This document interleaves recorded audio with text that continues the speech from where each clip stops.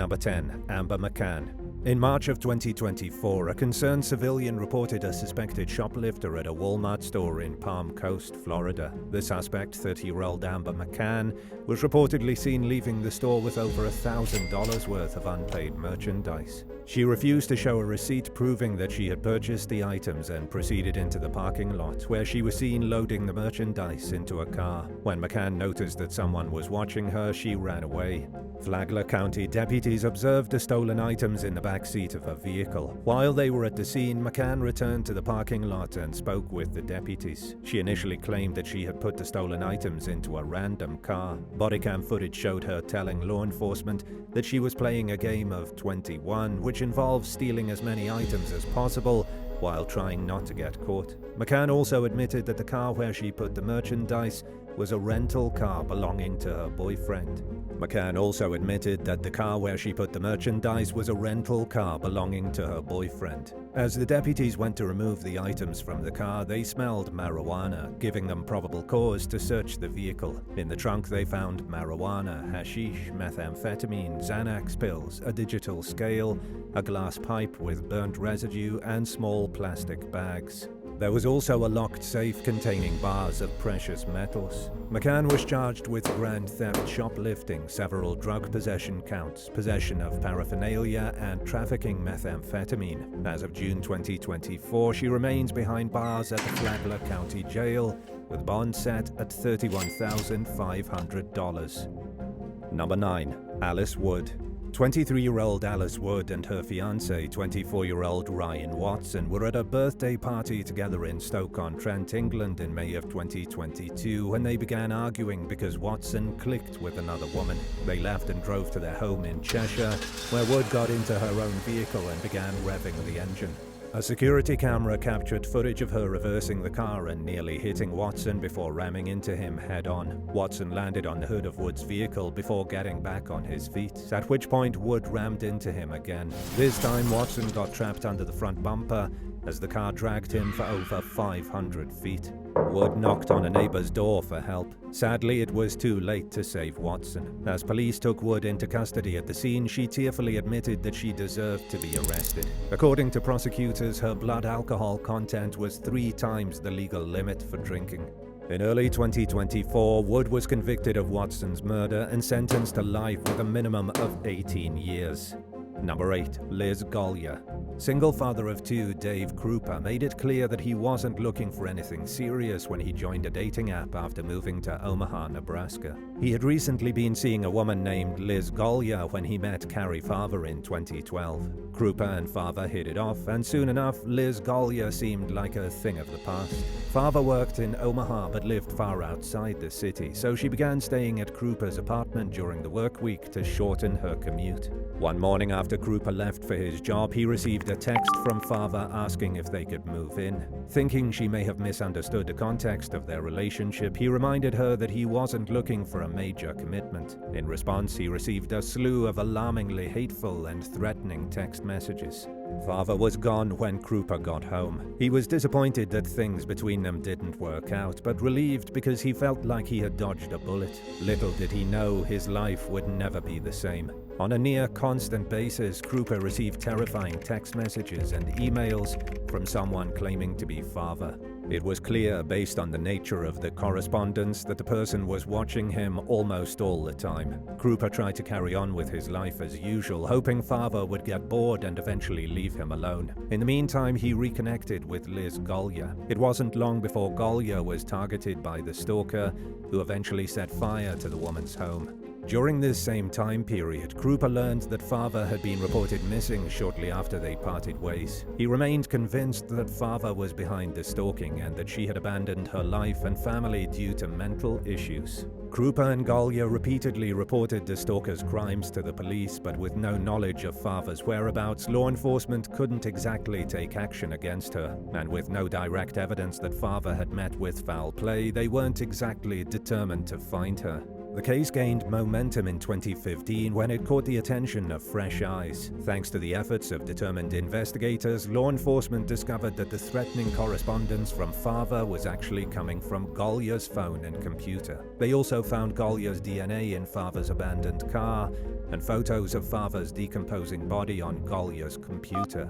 Not long after that, Liz dialed 911. Someone had shot her in the leg, and she seemed intent on convincing the police that the mother of Krupa's children, Amy Flora, was the culprit. But detectives quickly ruled Flora out as a suspect, and by then, the pattern was clear. Liz terrorized the women in David's life in a jealous rage and framed them for bogus crimes, including the gunshot wound to her leg, which turned out to be self-inflicted. Police also concluded that she probably burned down her own house. Carl Ferver's remains were never found, but the case was strong enough for a jury to convict Golyar of murder. Golyar continues to maintain her innocence from behind bars while serving a life sentence without parole. Number 7. Anthony Miller. In 2007, a man in his late 30s named Anthony Miller entered a bank in Lancaster, Pennsylvania, and approached the tellers with a BB gun. Throughout the robbery, he repeatedly asked the tellers if they had called the police yet. He also hung around at the bank for 4 minutes after an employee had handed over the cash he was demanding, which is practically unheard of when it comes to bank robberies. A teller sounded the bank's alarm, and the police arrived as Miller was leaving. Miller would later say that he wanted to get caught. He claimed that he was so desperate to get away from his abusive wife that he held the bank up in the throes of a nervous breakdown. After he was taken into custody, his wife came to pick up his car from the bank parking lot. She spoke with the arresting officer, who reportedly said that after spending 20 minutes with the woman, he was ready for jail too. The crime accomplished Miller's wish of escaping his wife. During the more than 2 years he spent in pre-trial detention, he and his wife divorced. By the time his sentencing rolled around in 2009, however, Miller had had enough of being locked up. His lawyer urged the judge to sentence him to time served, citing the abuse that Miller suffered and the fact that the BB gun was unloaded. The judge imposed a 3 to 6 year prison sentence, noting that Miller had committed a serious crime and the need to ensure that he never did it again. Number 6. Amber Lewis. Around 9 a.m. one morning in April of 2019, 911 dispatchers received a call about a burglary in progress at a home in Millbrook, Alabama. Responding officers were met by 33-year-old Amber Lewis and another woman who said they didn't know who was inside the home. The police also noticed a strong odor of marijuana. Upon entering the residence, they encountered Amber's husband. The officers observed no signs of an intruder and concluded that the burglary call was false. While searching the house, they found marijuana, cocaine, and other drugs. Based on the situation, police speculated that Lewis placed the 911 call in an attempt to get revenge against her husband for cheating, or to at least scare him. But the plan backfired, and Lewis was arrested on suspicion of making a false report to law enforcement, drug possession, and chemical endangerment of a child. Lewis's husband was charged with drug possession, and her friend was charged with lying to the police. Following the incident, then Police Chief P.K. Johnson told USA Today that the bogus call from Lewis diverted much-needed police resources away from a fire at a local school. He cited Lewis's arrest as a reminder that there are consequences for lying to law enforcement. Number 5. Backyard tryst leads to flying bullets. On what began as a normal evening in January of 2019, 64-year-old Robert Haskins and his 38-year-old wife, Kristen Haskins, hung out in their backyard hot tub in Stuart, Florida, with their friend, 50-year-old Ted Vest. At around 11 p.m., Robert went inside to go to bed. A short while later, Robert stepped onto the back porch and noticed his wife and Ted engaging in an inappropriate act in the jacuzzi. Enraged by what he saw, Robert allegedly threatened to kill Kristen and his friend. He went back into the house and re-emerged moments later with a gun in his hand. Ted began gathering his clothes to leave as Robert fired 2 shots, which he later said were meant to scare Ted and Kristen. Robert told the police that he shot in a direction where there were no homes. In the meantime, Kristen accused him of punching her in the head twice. Police arrested Robert on suspicion of aggravated assault with a deadly weapon and misdemeanor battery. He pleaded not guilty and was released on $11,000 bond with instructions to stay away from the residence and have no contact with his wife. The outcome of the case is unclear. Number 4. Ryan Gillard.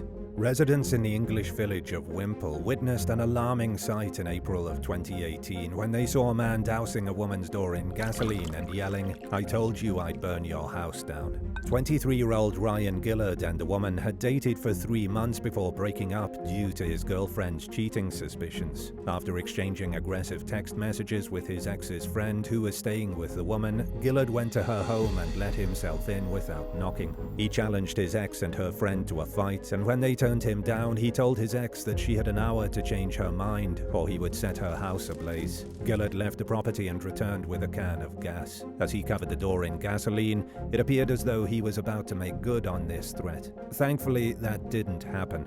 Emergency responders evacuated the home until they ensured that it was safe to return, and Gillard was arrested. In court, Gillard's defense attorney claimed that his client was immature and had acted impulsively. At the time of the incident, Gillard was on probation for a previous drug charge. He was doing well until he lost his cool in the aftermath of his breakup. About a month after the encounter, he pleaded guilty to threatening to cause criminal damage and was sentenced to a 1.5 years behind bars.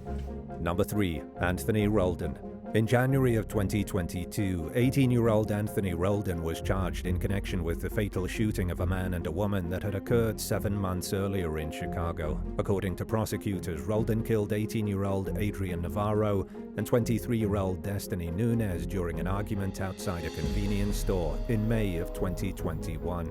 Nunez died from a single gunshot wound to the torso, while Navarro succumbed to multiple gunshot wounds to the torso and leg. Ralston went viral for his tearful mugshot, which made it clear that he was upset about his actions catching up with him. He was arrested on suspicion of murder alongside his alleged accomplice, 20-year-old Justice Pierce, who was charged with aggravated battery for his role in the confrontation. The incident began when an argument broke out between Ralston and Nunez while the parties were waiting in line at the store. Pierce allegedly threw a bottle at Navarro and punched him repeatedly. As Nunez attempted to break up the fight, Ralston reportedly pulled a gun and began shooting. Nunez ran outside while Navarro struggled against Ralston, who was clutching his shirt. Navarro managed to free himself and was running outside when a store clerk overheard Ralston threatening to smoke him and firing more shots. Despite his injuries, he continued to run while Nunez collapsed and died in the parking lot. Navarro eventually went to the hospital where he succumbed to his injuries. Records show that Ralston remains held at the Cook County Jail without bond as he awaits the outcome of his case. Number 2. Vanessa Nicole Johnson. 32-year-old Vanessa Nicole Johnson was already out on bail for her accused role in a shooting when she allegedly killed a man during an argument in Salt Lake City, Utah in December of 2023.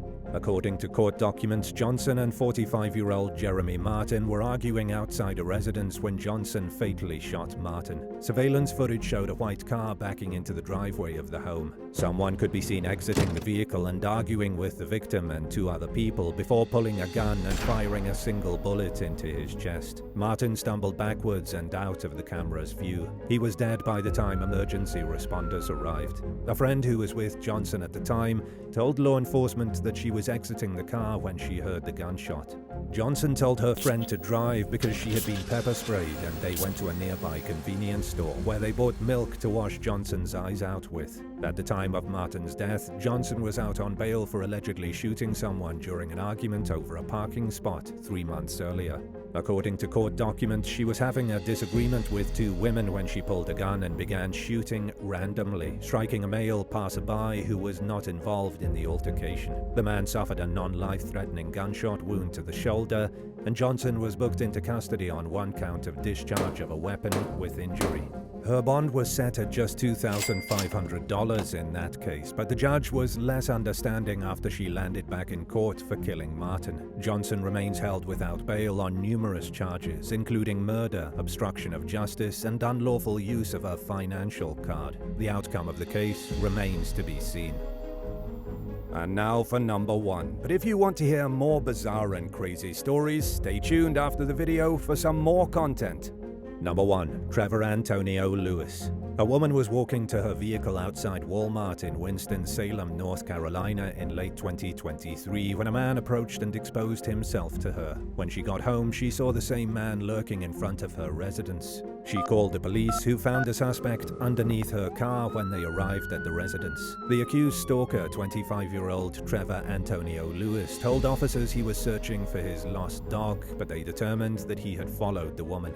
Lewis was charged with misdemeanor stalking and held without bond due to the fact that he was out on pre-trial release for other stalking charges. Between 2019 and 2023, Lewis was charged with 4 counts of stalking and 1 battery in connection with unrelated incidents. He did not know the victims and is accused of targeting all of them at random. After Lewis's arrest following the Walmart incident, investigators identified more victims and charged him with additional crimes. In one incident, a woman was followed home from her workplace in Winston-Salem late at night by a man who followed her up her front steps with a phone camera pointed at her. In addition to the stalking charges, Lewis was charged with indecent exposure and secret peeping. According to the most recent available updates on the case, the investigation was ongoing.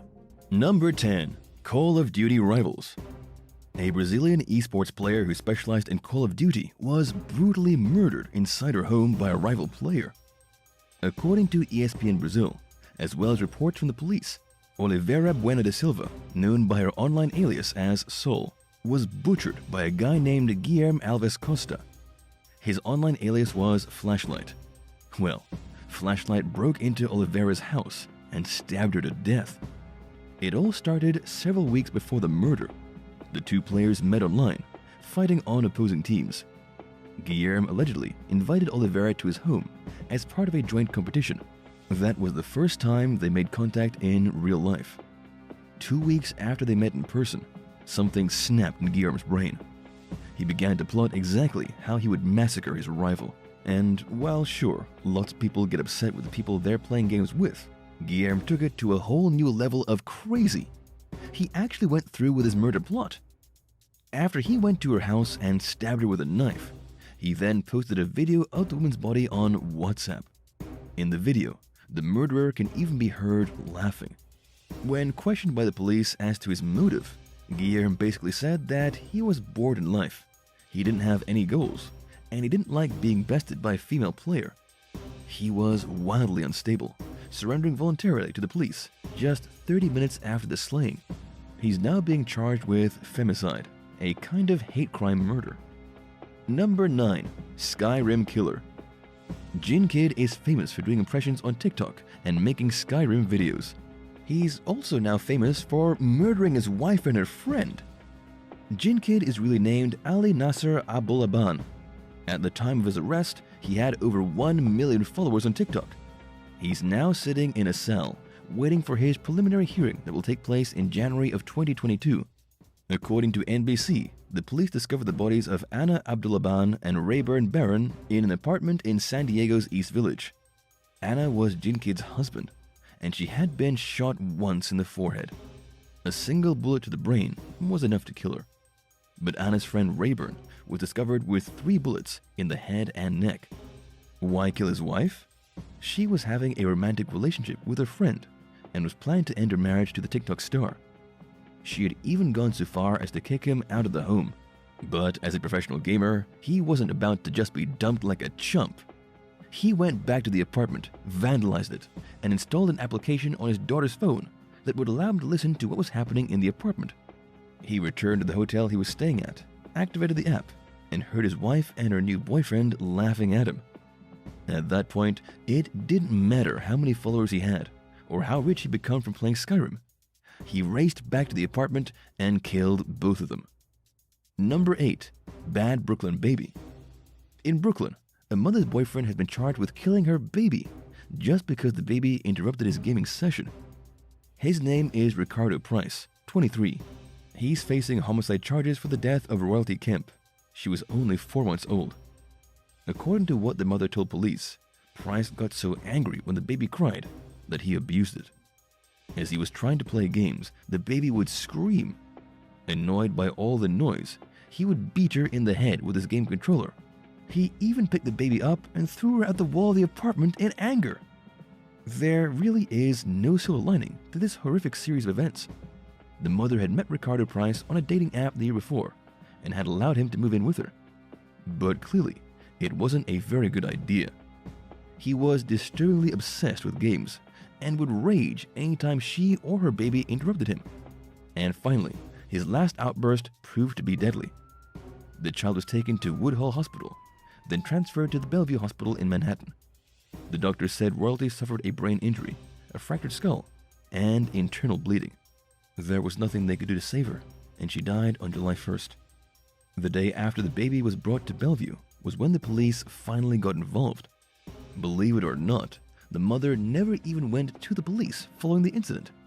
It was the hospital who had to call the cops, who thankfully arrested Ricardo Price and locked him up. Number 7. Console Wars. In Aurora, Colorado, a gamer was murdered in the parking lot of a McDonald's restaurant while trying to sell a gaming console. According to Matt Longshore with the Aurora Police Department, Andy Billinger was shot at 6:30 p.m. by a person who he had met on the internet. They previously agreed to meet in the McDonald's parking lot to hand over the piece of gaming equipment. The guy who did the shooting wanted to get his hands on the gaming console so bad that he set up a premeditated murder. The second that Andy pulled out the console, he was shot dead. The shooter grabbed the console and he left Andy in the parking lot to bleed to death. Andy's longtime girlfriend said that he sold all kinds of items online to help support his mother. Times were tough, so he decided to sell his treasured console. But unfortunately for him, he picked the wrong buyer. But here's where things get really wild. Last we heard, the police were still searching for the man responsible for the murder. Even though the shooter had set up the sale online, something you would assume could easily lead the police back to him, they have still been unable to track the crazed gamer down or identify him. What's your worst experience trying to sell something online? Let us know all about it in the comments. And if you're liking this video, be sure to hit the thumbs up and subscribe buttons if you haven't already. Number 6. An online friend. Breck Bednar was an English teenager from Surrey who was murdered in 2014. Breck was a student at the St. Bede School in Red Hill. He was a member of the Air Training Corps, and he frequently attended St. John the Evangelist Church. In other words, he was a perfectly ordinary guy and a positive member of his community. He also really enjoyed playing video games after school. He was passionate about gaming, like so many young people are these days. But here's where things get dark. Breck's mother had started to limit his access to his electronics. His personality was changing, she said. He was starting to refuse to go to church. He was obsessed with video games, and he never wanted to leave the house. The perfectly ordinary boy began going a little crazy. It all had something to do with somebody he was playing games online with for a few months. This individual was named Lewis Daines, 18 years old. Breck's parents even called the police to report that their son was in danger because of Daines' bad influence. But naturally, the police couldn't do much about a random online persona. On February 17, 2014, approximately 2 months after Breck's parents complained to the police, the two gamers met for the first time in real life. Breck traveled to Lewis's house in a taxi. Several hours later, photos of his dead body appeared on social media. As it turns out, Lewis was a reclusive, crazy person. He had Asperger's syndrome. He had been living alone ever since he was 16 in an apartment that his grandparents owned, and he was mentally ill. He had been plotting Breck's murder for weeks. When Breck finally arrived at his house, he butchered him in what was described as an extremely cruel and unusual manner. He then uploaded photos of the dead body online and waited for the police to come and arrest him. After the murder, he got life in prison. Number 5. In-game currency. A 17-year-old boy in Nepal borrowed some money from his friend to purchase some additional features in a mobile game he was playing. Anyone who's ever played a mobile game will know just how horribly addicting they are. Candy Crush, for example. Have you ever played it? Well, this kid was way in over his head. He just couldn't stop. The news never did say what game he was playing, but it was important enough that he poured all his money into it. When the friend whom he'd borrowed money off came looking to get paid back, that's when things turned ugly. The friend realized that the gamer was not planning to pay him back. He proved incapable of spending money on anything other than this game. On March 10th, Javan Kunte tried to get his friend drunk before asking for his money back. He thought maybe if the gamer was wasted, he would finally hand over the cash. But getting him drunk didn't work and only made things worse. The two got into an argument, and Chavankunte slit the victim's throat. He could have just paid the money back instead of pouring it all into his game, but instead, he ended up dead, and his friend wound up in jail for murder. Number 4. Meth and PUBG. Yet another gamer broke down and started shooting people, this time on the other side of the world. A gamer in the city of Lahore, Pakistan, opened fire on his family when they tried to do an intervention on him. The intervention was half about video games and half about crystal meth. According to the local reports, the young gamer was terribly addicted to both PUBG and ice. He spent all his time doing methamphetamine and playing his game. His family was understandably distressed. He had gotten divorced from his wife. His life was spiraling down the drain, and all he cared about was his video game and his drugs. When his family tried to sit him down and talk things through, he wasn't having any of it. He freaked out and opened fire at all the family members who had gone into his house. He shot his brother, his sister, a random person who had just been walking by, and his sister-in-law. The only one who didn't die from the gunshot wounds was the victim's mother, though she was taken to the hospital in critical condition. Lahore police arrested the crazed murderer, who'd likely only killed his family because he was hopped up on dope and irritated that they were preventing him from playing his game. It was a quadruple murder, and sadly for the addict, there probably won't be any PUBG in jail. Number 3. Losing the tournament. A rival between a couple of video game enthusiasts in Florida ended in death. Eli Clayton, 21, and Taylor Robertson, 27, were local experts on Madden NFL. According to the police, David Katz from Baltimore shot both these men dead in a brutal attack outside the Jacksonville Landing shopping and entertainment complex. The three men had been playing in the same esports tournament, but after losing a match, David Katz proved to be a sore loser. He became so furious that he pulled out a weapon and started shooting. Eli had played football in high school and was a new rising star in the esports community. Taylor was also a wildly successful esports player. He even won the Madden 17 Classic a few years ago. Their deaths came as a complete shock to everyone, but they weren't the only victims of the attack. When David Katz freaked out and started shooting, he managed to hit 13 other people. He started spraying into the crowd of spectators who had been watching the tournament. At least 11 were seriously wounded, while 2 others suffered minor injuries as they scrambled to run away. By the time the police arrived on scene, David Katz was already dead. Number 2. Subhuman. A man recently killed 4 people in Canada. These people were his family, his entire family. After he brutally massacred them, he went online and told his gaming friends that he slaughtered his loved ones because he didn't want them to know that he was a subhuman. Maan described himself as pathetic because of his addiction to video games. He also told his online gaming friends that for the past 3 years, he had been lying to his parents that he was studying in university. But in reality, he was hanging out at the mall 4 days a week and spending his time playing games. Amazingly, it was actually the people on Discord who rang the police and told him what happened. His friends on Discord asked for proof of what the man had done, and so Maan uploaded photos of the 4 dead people still sitting in his house. The guys on Discord quickly alerted the authorities, who later on made a rather unfortunate house call. They found Manaz's parents, his sister, and his grandmother all dead. And all because he didn't want them to know that he was a lying gaming nerd. Number 1. The wrong address. A gamer who couldn't get enough Call of Duty has been sentenced to prison for a hoax gone terribly wrong. Casey Viner from Ohio pleaded guilty in court to making false phone calls to the Wichita police back in 2017. His false phone calls convinced officers to believe they were dealing with a person who had just shot and killed their own father. Why in the world would Casey do this? It all goes back to video games. Casey wanted the police to go to the home of another gamer called Shane Gaskill. Shane was his arch nemesis. The pair had gotten into an argument after Shane killed Casey's character in the game. Casey was so mad that he wanted the police to go to Shane's house and open fire on him. Shane gave Casey an address. It just wasn't for his own house. The address was for Andrew Finch, a completely unrelated person who had nothing to do with anything. When the police arrived at Andrew's house, believing they were dealing with a person who had just shot and killed their father, the confusion resulted in Andrew being gunned down in his own home by the cops. In the end, this was a horrible prank gone wrong by a gamer who didn't think he could get in any trouble from the safety of his own home. He has since been sentenced to 15 months in prison. However, the police who actually did the shooting never got in trouble. A lawsuit filed by the deceased family against the city of Wichita is still pending. Thanks for watching. Would you rather get shot in the leg or shot in the arm? Let us know in the comments and don't forget to subscribe. See you soon. Bye.